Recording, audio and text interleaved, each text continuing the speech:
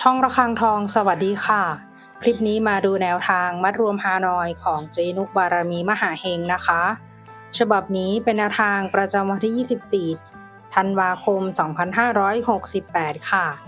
แนวทางมัดรวมฮานอยวันนี้เจให้เด่นที่ 4 ฟันที่ 4 นะคะ48 49 40ตัวเน้น42ชุด3ตัว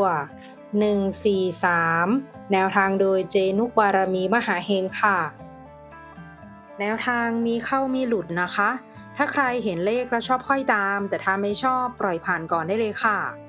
ฝากกดไลค์กดแชร์กดติดตามพร้อมกดกระดิ่งแจ้งเตือนเพื่อที่จะไม่พลาดคลิปใหม่ๆจากช่องระฆังทองด้วยนะคะขอบพระคุณทุกท่านที่เข้ามารับชมค่ะ